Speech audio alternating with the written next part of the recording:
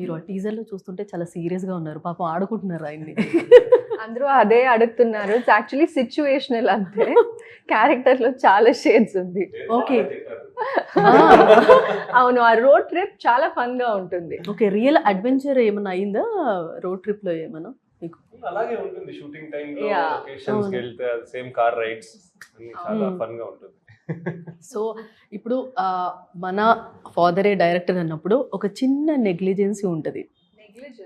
చిన్న మన ఫాదర్ అయినప్పుడు అంటే మన కదా అని ఒక ఫీలింగ్ ఉన్నప్పుడు సో వేరే డైరెక్టర్స్కి కొంచెం అంటే డిఫరెన్స్ కొంచెం ఉంటుంది. యాక్చువల్లీ ఆపోజిట్ అండి.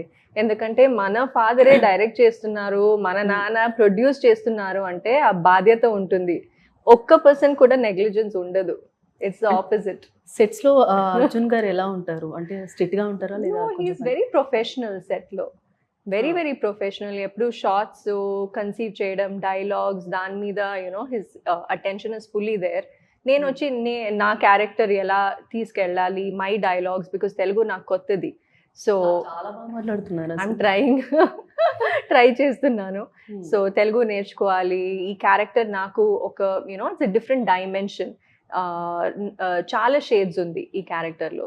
సో నేను I'll be busy with that, he'll be busy with his thing. So చాలా ప్రొఫెషనల్గా ఉండింది సెట్లో. మీరు అడిగారు కదా సో తనని అడిగమంటే మీ ఫాదర్ క్యారెక్టర్ని అడిగారు కదా అవును మూవీలో. అవును. సో ప్రపోజ్ చేస్తేనే తెలుస్తుందా ప్రేమ అంటే పుట్టదు. ప్రేమ అని ఒక ప్రేమ డైలాగ్ ఉంది పుట్టాక కదా, చాలా propose బాగా రాశారు సార్. చేస్తారు. అసలు అవును. సాయి మాధవ్ గారు. బాగా రాశారు అసలు. అవును. అది వైరల్ అయింది ఆ డైలాగ్. ఆ, తమిళనాడులో కూడా అది వైరల్ అయింది. సూపర్.